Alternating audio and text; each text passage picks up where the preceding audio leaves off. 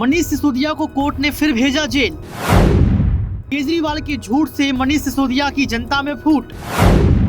चुनाव के रंग में रंगे केजरीवाल ने किया आम आदमी पार्टी का सत्यानाश।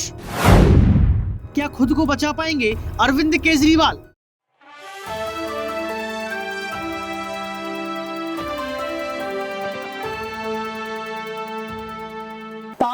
तारीख पर तारीख एक बार फिर से मनीष सिसोदिया की जो न्यायिक हिरासत है और उसको जो है 21 दिन तक बढ़ा दिया गया और फिर से जो है अब मनीष सिसोदिया जेल के अंदर रहने वाले हैं। तो सवाल यहां पर ये उठ रहा है कि क्या मनीष सिसोदिया को सच में फंसाने की कोशिश की जा रही है? क्या भाजपा पार्टी ये चाहती है कि चुनाव के पहले पहले सिसोदिया और आम आदमी पार्टी के तमाम नेता जो है वो जेल के अंदर पहुंच जाएं? ये मेरा कहना नहीं, ये आम आदमी पार्टी के तमाम नेताओं का कहना है। नमस्कार, आपके साथ मैं हूं ऋतिक सविता। स्वागत है आपका नेक्स्ट 9 न्यूज पॉलिटिकल बाइट के खास प्रोग्राम क्वेश्चन मार्क कुछ तो है। क्या अरविंद केजरीवाल की राजनीति पर क्वेश्चन मार्क लगाने के लिए भाजपा पार्टी जमीनी स्तर पर जद्दोजहद कर रही है? और यहां पर क्या ये मान लिया जाए कि 24 के चुनाव के पहले जिस तरीके से अरविंद केजरीवाल ने अपना चुनावी रण सेट किया है उससे भाजपा डर गई है? क्योंकि लगातार ये आरोप लगा हुआ है कि अरविंद केजरीवाल ने जो 10 साल में राष्ट्रीय पार्टी का निर्माण कर लिया और जो चुनाव प्रचार किया उसमें भरपूर पैसा जनता का लगाया। और इस बात को उठाने के बाद भाजपा सरकार लगातार यहां पर अरविंद केजरीवाल के तमाम नेताओं को घेरती है और उनको कहती है कि दिल्ली को शराब की नगरी बना दिया।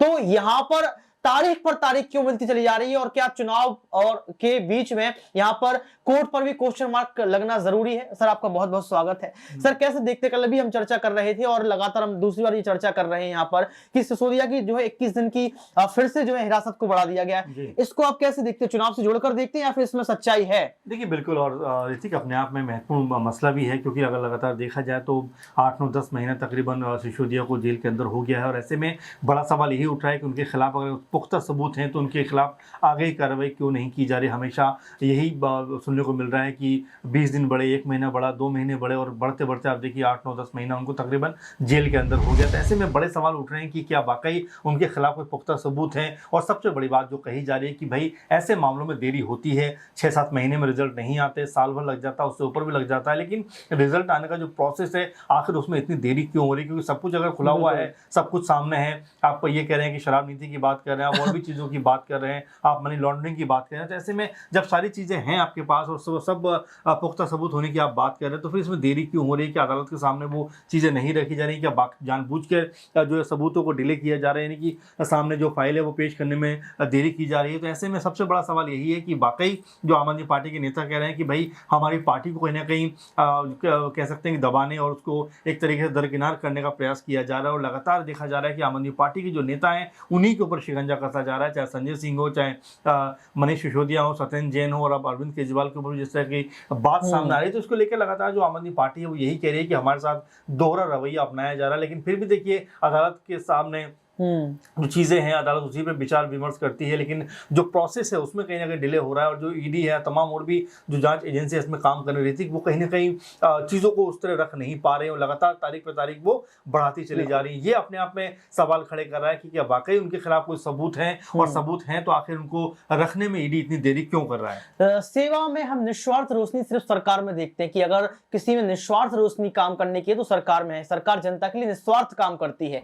लेकिन यहाँ पर अरविंद केजरीवाल जब भी जमीनी स्तर पर उतरते हैं तो वो यही कहते हैं कि शिक्षा पर हमने काम किया, महिलाओं को लेकर हमने काम किया, हमने दिल्ली में जो है यहाँ पर मोहल्ला क्लिनिक खोल दिए, स्वास्थ्य के लिए हमने काम किया। यानी कि अरविंद केजरीवाल अपनी तारीफ खुद से करते हैं और बताते हैं कि जमीनी स्तर पर अगर कोई काम किसी ने किया है तो वह सिर्फ आम आदमी पार्टी है। लेकिन आखिर क्यों आम आदमी पार्टी जो है बंजर होती चली जा रही है, उसकी जो उपजाऊ भूमि है उस पर सेंधमारी होती चली जा रही है? इस खास रिपोर्ट में आप देखेंगे यहाँ पर आम आदमी पार्टी का कड़वा सच।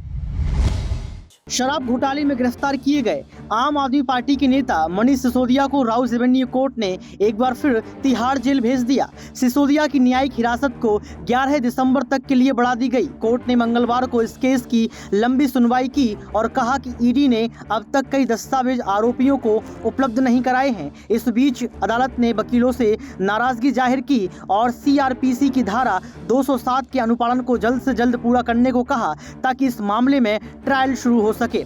फरवरी 2023 में सिसोदिया को सीबीआई ने कथित शराब घोटाले को लेकर गिरफ्तार किया था।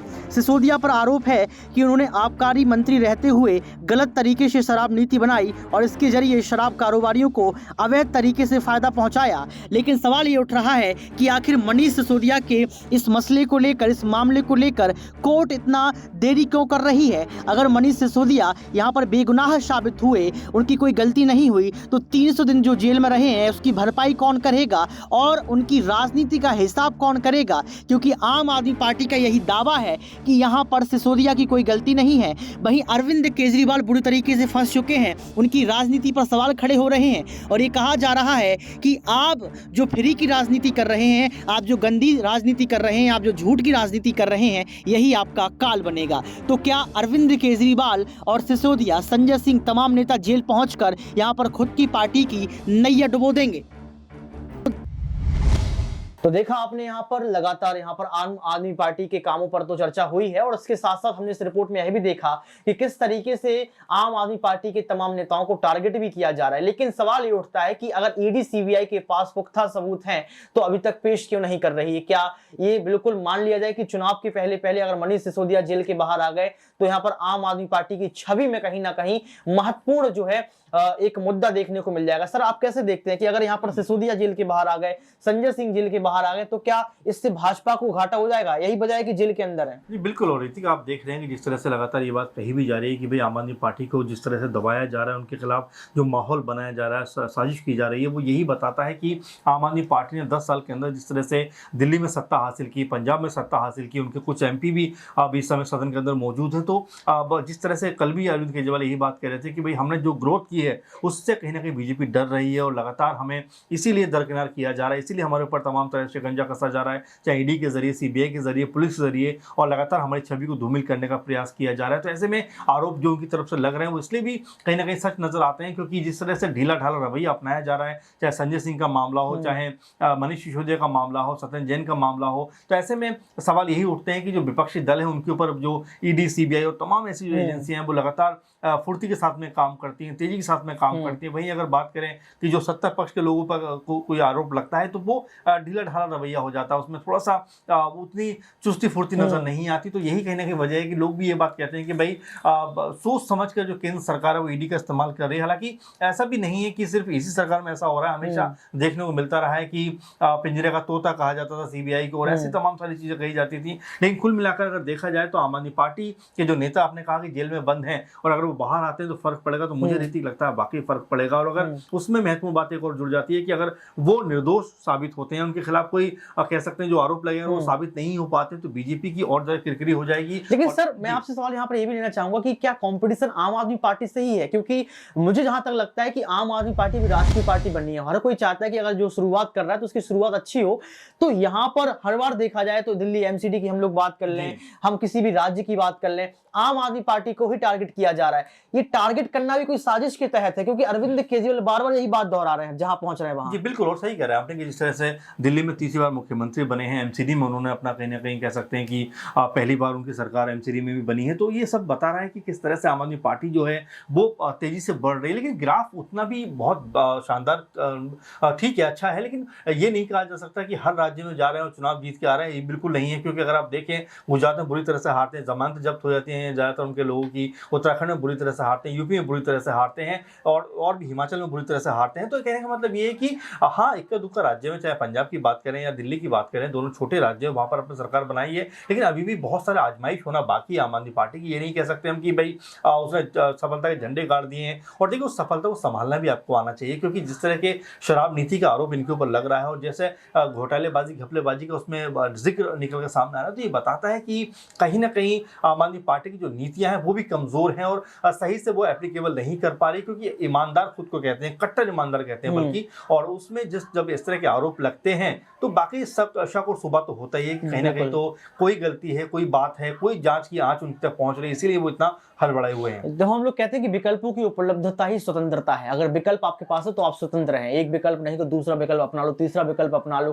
तो अंतिम सवाल सर से हम यहाँ पर लेते हुए नजर आएंगे कि अरविंद केजरीवाल के पास कोर्ट के अलावा कोई ऐसा विकल्प सर है जिससे जो है वो अपनी पार्टी को जो है और अपने आप को बचा सकते हैं, क्योंकि कोर्ट से लगातार यहाँ पर आपने देखा कि कोई यहाँ पर सफाई मिलती नहीं आ रही, एक झटका ही लग रहा है कोर्ट से। तो कोई विकल्प आप देखते हैं? देखिए बिल्कुल, और जनता का विकल्प उनके साथ में लगातार यही बात है। और देखिए ऋतिक, एक बात आप और भी देखेंगे कि जिस तरह से मुद्दों को रख रहे हैं, कहीं ना कहीं वो लोगों की सिंपैथी भी लेना चाह रहे हैं। कल का मामला आपने संजय सिंह का देखा ही होगा। संजय सिंह से कोर्ट ने कहा कि भाई आप एक काम करिए, जमानत ले लीजिए और उसकी आप अप्लाई करिए इसके लिए बाकायदा। तो कहने का मतलब यही है, कहीं ना कहीं जेल में रहकर ये दिखाना चाहते हैं कि भाई हम तो, आपको याद भी होगा हम डिस्कस भी कर रहे थे कि भगत सिंह की राह पे हम चल रहे हैं और भगत सिंह हम जो है उनकी राह पर है, इसलिए हम डरते घबराते नहीं। तो कहीं ना कहीं वो सिंपैथी लेने का एक तरीका है। तो ऐसे में अभी बहुत सारी राजनीति इसमें होना बाकी है, तमाम सारी बातें निकल कर आना बाकी है। लेकिन फिलहाल ये कहा जा सकता है कि आम आदमी पार्टी के नेता अगर जेल के अंदर रहते हैं ऋतिक, तो उनके लिए परेशानी बढ़ेगी। और वहीं अगर उनके नेता जेल से बाहर निकलते हैं तो ये बीजेपी के लिए भी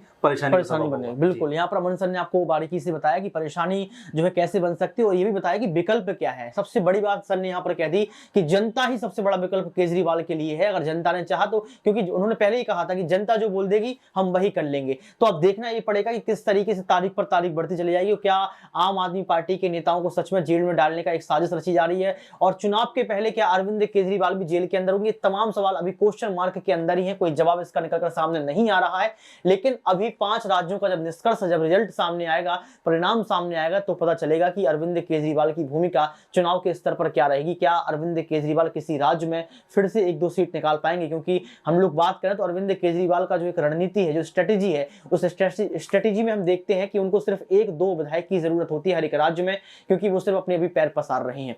आज के इस खास प्रोग्राम क्वेश्चन मार्क में इतना ही। देखते रहिए नेक्स्ट 9 न्यूज पॉलिटिकल बाइट।